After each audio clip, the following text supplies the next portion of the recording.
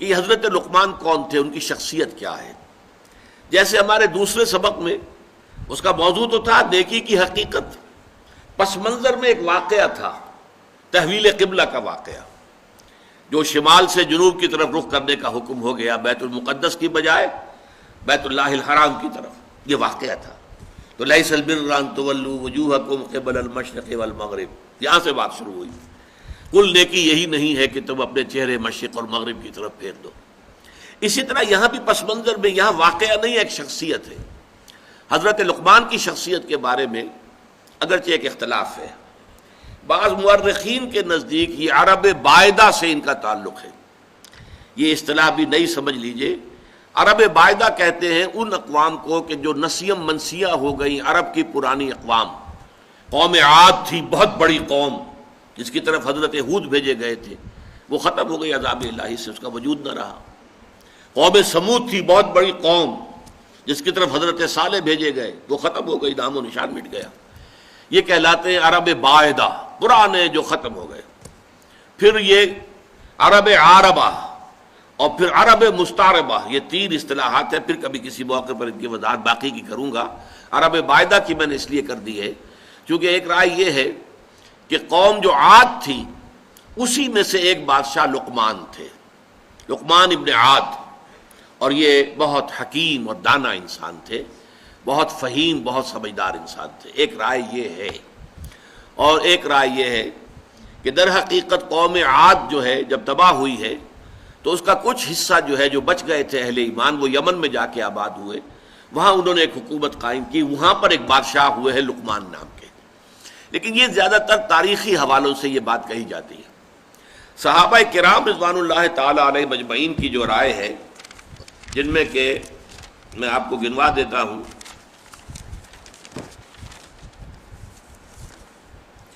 ابو ہریرہ رضی اللہ عنہ، ابن عباس رضی اللہ تعالی عنہما، جابر بن عبداللہ انصاری رضی اللہ تعالی عنہ،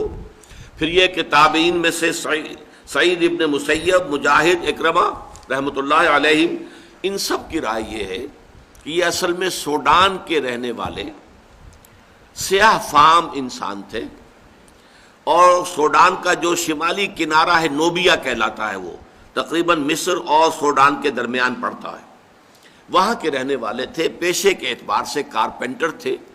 اور یہ آ کر عرب میں آباد ہو گئے تھے۔ اب یہ گویا کہ اس اعتبار سے یہ کوئی خاندانی اعتبار سے بھی کوئی وجاہت نہیں تھی، پیشے کے اعتبار سے بھی کوئی وجاہت نہیں تھی، کوئی دولت و ثروت بھی نہیں تھی،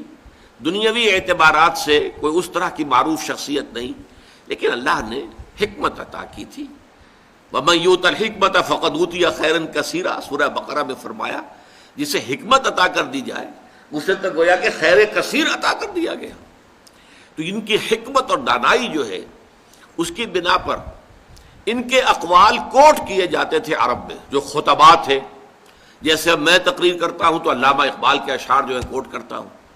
اس لیے کہ میں محسوس کرتا ہوں کہ جو بات میں کہنی چاہ رہا ہوں وہ شاید میں اپنے الفاظ میں اتنی خوبصورت طور پر نہ کہہ سکوں جیسا کہ اقبال نے اس اپنے شعر میں کہا ہے، تو بات کو واضح کرنا مقصود ہے نا، تو اس لیے آپ حوالہ دیتے ہیں پھر اس اعتبار سے بھی کہ انہیں مانا جاتا ہے، مسلم ہے، حکیم الامت ہے، بہت بڑے فلسفی ہیں، بڑے دانا انسان ہیں۔ تو یہی کوٹ کرنے کا انداز تھا عرب میں کہ شعراء اور خطباء یہ کوٹ کیا کرتے تھے۔ چنانچہ امرؤ القیس جس کو کہا جاتا ہے کہ عرب شعراء کا سردار، بادشاہ، اسی طرح حضرت لبید جو سبع معلقہ کے شعراء میں سے آخری تھے اور ایمان لے آئے تھے، عاشا اور طرفہ وغیرہ ہم، یہ جو اشعار جو شعراء ہیں ایام جاہلیت کے، یہ اپنے اشعار میں بھی لقمان کے اقوال کا، دیکھو لقمان نے یہ کہا تھا، دیکھو لقمان نے یہ کہا تھا، اس اعتبار سے ان کا چونکہ حوالہ دیا جاتا تھا۔ اور بلکہ تاریخ میں یہ آتا ہے کہ حضور صلی اللہ علیہ وسلم سے ایک شخص نے آ کر معاملہ کیا تھا، سوید ابن صامت نے، اس نے یہ کہا تھا 3 سال قبل ہجرت سے مکے میں آیا اور کہا کہ اے محمد، میں نے سنا ہے تم بہت عمدہ کلام پیش کرتے ہو، تو میرے پاس بھی ایک کلام ہے جو بہت عمدہ ہے، میں اپنا کلام پیش کرتا ہوں، تم کیا کلام پیش کرتے ہو، تم لاؤ۔ تو اس نے خود جو ہے حضرت لقمان کے نصائح کو پڑھ کر سنایا، ان کی کوئی چیزیں جو ہے، یہ صحیفہ لقمان کے نام سے وہاں پر موجود بھی تھا، عرب کے اندر موجود تھا، اب بھی اس نام سے کچھ کتابیں مغرب میں بھی بکتی ہیں، لیکن ان کی اوتھینٹسٹی جو ہے وہ ظاہر بات ہے کہ یقینی نہیں ہے۔ پھر حضور نے قرآن مجید پڑھ کر سنایا تو شخص نے تسلیم کیا واقعتاً جو کلام آپ پیش کر رہے ہیں وہ بہت بلند تر ہے، بہت اعلیٰ ہے، بہت عرفہ ہے، اگرچہ یہ کہ اس کا ایمان لانا ثابت نہیں ہے، ایمان نہیں لایا، واپس چلا گیا اور پھر جنگ بعاث میں مارا گیا۔ بہرحال قرآن مجید میں اسی انداز سے اتمام حجت کے طور پر پیش کیا جا رہا ہے حضرت لقمان کی نصائح کو کہ دیکھو لوگو، اے قریش کے لوگو، جن باتوں کی تعلیم محمد تمہیں دے رہے ہیں صلی اللہ علیہ وسلم، جن باتوں کو ماننے کی دعوت دے رہے ہیں، تم جسے ایک حکیم اور دانا انسان سمجھتے ہو، جس کے اقوال کو تم کوٹ کرتے ہو، تمہارے خطباء اور شعراء جس کا حوالہ دیتے ہیں،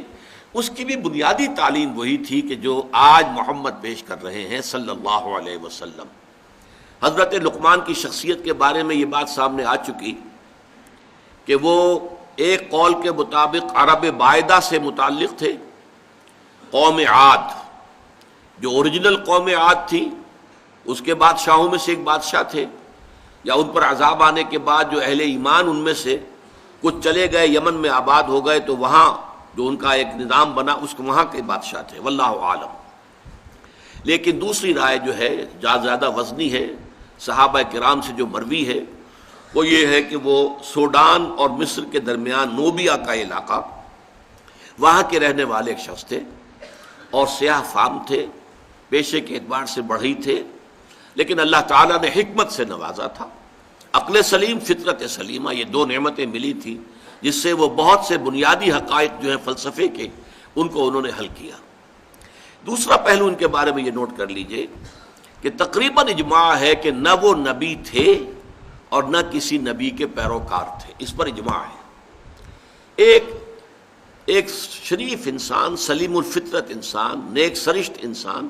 جس کو اللہ نے عقل سلیم بھی عطا فرمائی، نہ نبی تھے نہ کسی نبی کے پیروکار تھے۔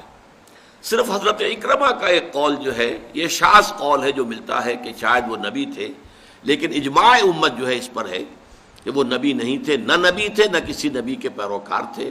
اور میرے نزدیک اس رکوع کے مضامین کے اندر داخلی طور پر بڑی ناقابل تردید شہادت موجود ہے کہ نہ وہ نبی تھے نہ نبی کے امتی تھے۔ اگر نبی ہوتے تو وہ بہت سی ایسی باتوں کا تذکرہ بھی اپنے بیٹے سے کرتے کہ جو صرف وحی کے ذریعے سے معلوم ہوتی ہیں۔ وہاں پھر جنت اور دوزخ کا ذکر بھی آتا، کہیں فرشتوں کا ذکر بھی آتا، کسی کتاب کا ذکر بھی آتا جو نبی کو دی گئی ہو، کسی صحیفے کا ذکر بھی آتا۔ ان تمام چیزوں سے یہ پورا رکوع خالی ہے۔ اور اسی طریقے سے اگر کسی نبی کے پیروکار ہوتے تو وہ اپنے بیٹے کو یہ نصیحت بھی کرتے،